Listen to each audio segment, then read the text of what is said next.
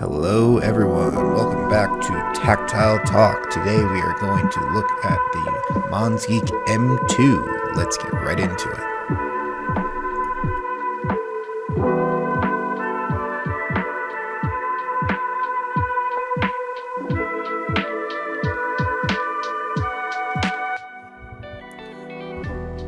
Alright, so before we get into an unbox and build of the M2, I want to take a look at it directly on the Monsgeek website.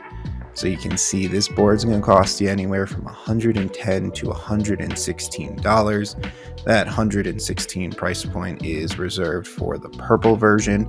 But don't forget, any Monsgeek product, especially shipping to the US, you're going to be paying an additional $20 in shipping because they forced you into doing some DHL shipping. But I will say that does get you the board in a nice amount of time, so it's definitely worth it. So the M2 is a 98 key aluminum kit, so it is a little bigger than the M1. You get a numpad, but you do trade in the knob for kind of that space and that numpad. So definitely depends what you're looking for to know which one would be for you. Other than that, pretty similar to what you would see in an M1. It's going to come with your screw-in stabilizers. It is gasket mounted, south-facing PCB. It's got all the accents and everything you'd want on it. And they're engraving, works with QMK. And I'd say one of the other things that stands out is it comes with a ton of foam. So I was really impressed when I opened this up with the amount of foam that's in there. And then Monsgeek does their best to give you some extra things all the time so that you can mod your keyboard. So there are some extra Teflon pads in there if you want to do the force break mod. My package unfortunately did not have any extra tape for a tape mod, but I'm not too upset about that, but keep that in mind. You may have to source your own tape if that's a mod you like doing. And then again, tons of foam in there, no complaints there. Really love how much stuff they gave you in it. So with all of that, let's jump into an unbox and a build of the Monsgeek M2. So the M2 comes in your standard Monsgeek packaging. You got a box with a nice little sleeve over it that's going to tell you everything is Monsgeek inside. Once you crack that box open, you're going to see your keyboard covered in foam, keeping it nice and safe. You're going to get a coiled USB-A to USB-C cable, colors dependent on the color keyboard you buy, and then you're going to have your screw-in stabilizers and some extra screws in case you lose any in the case while you're undoing all of them. And if you're like me, you end up dumping them on the ground and they scatter everywhere. So always nice to have a couple of extra just in case you are big and clumsy like myself. But overall, the keyboard is really nice. I love the weight of these aluminum keyboards, especially for the price that you get with these Monsgeeks. And it looks really, really good in purple. One of my less desirable parts of my M1 in silver was this part right here is gold on the silver. Gold on the silver version, excuse me. And I do really like the silver accents on this purple one. So undoing this is pretty similar to any of the others that have screws through them, long screws in the back, short screws in the front. You can see here I continue to use the wrench that's included with these because for some reason they use what I believe is a 2mm hex wrench, which just is not a standard in any of those little screwdriver kits that I buy. I get a 1, I get a 1.5. And then it jumps to 2.5. So I will continue to use the provided Monsgeek hex wrench until I die because I just don't seem to have the right tooling to open these boards. But this works fine.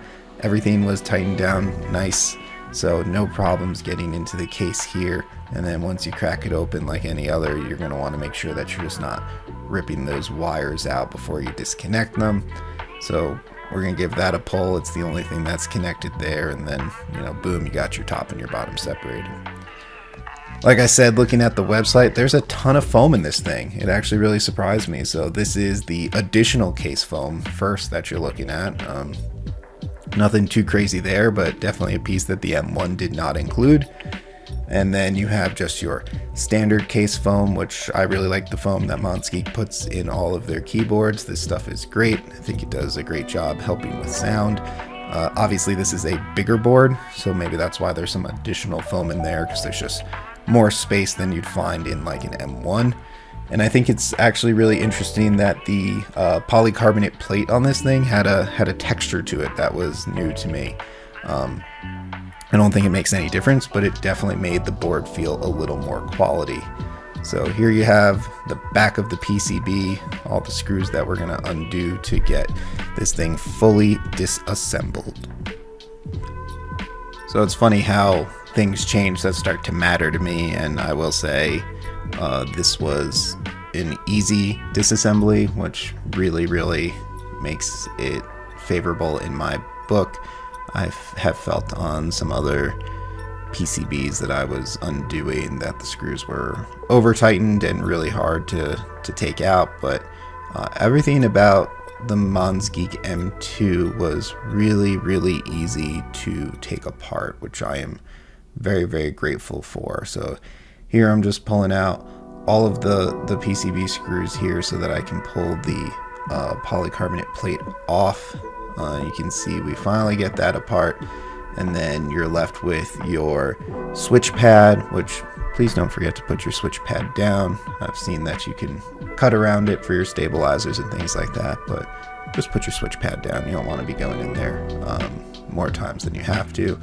But this switch pad, pretty similar, if not the exact same thing as you would get in an M1. And then on your plate itself, you have some plate foam. I like that this had kind of stands that you can see poking out there that keeps everything in line. So one of my big complaints on the M1 was just how everything lined up and you kind of had to snap it down. Do not have those problems on the M2. And then you have gasket mounted, so you have those nice silicone gaskets on the top there. Alright, so next we're gonna throw our stabilizers onto the board. Please don't forget to lube your stabilizers. Kind of one of the worst things is having to go back and fiddle with stabilizers after you've already gotten everything back together. So make sure you're taking the time when you're putting your stabilizers together to lube them, including the wires themselves, just so that you have a smooth stabilizer once you put all the keys on.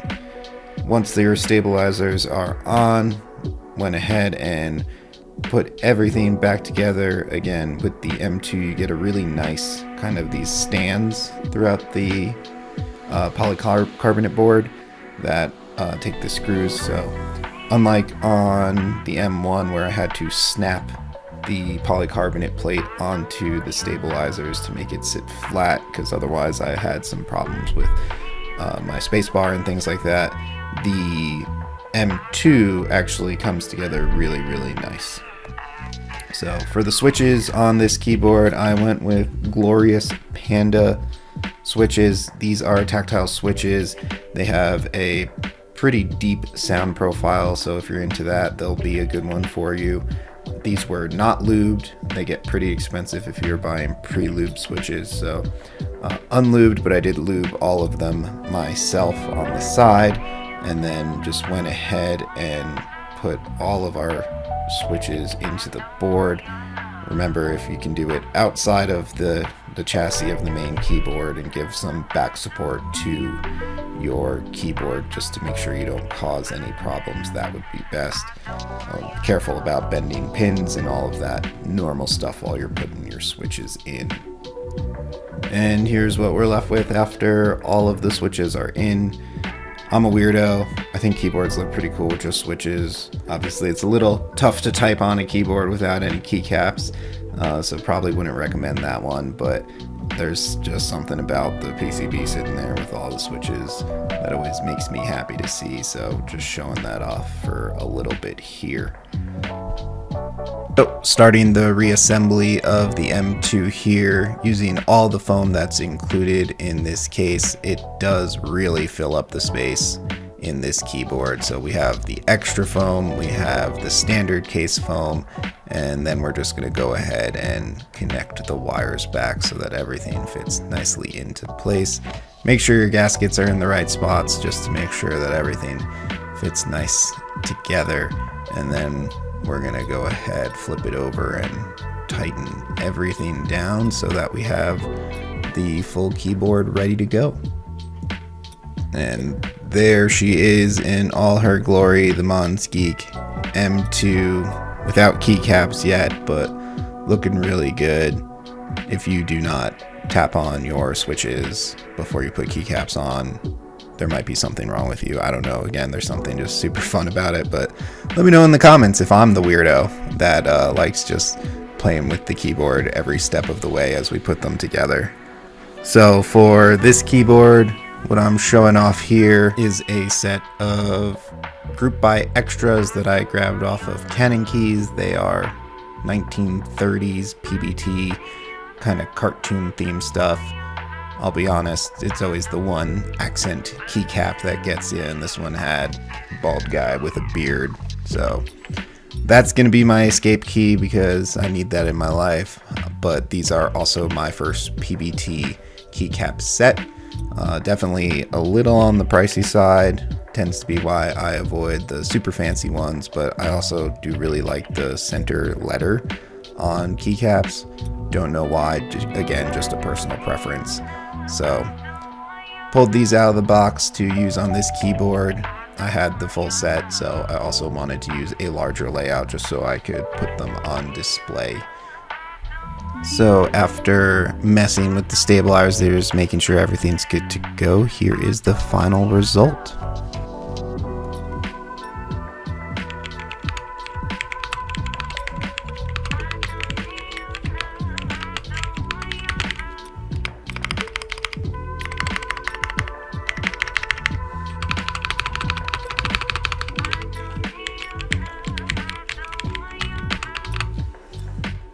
Thanks for watching, everyone. If you enjoyed the video, please consider subscribing to my channel.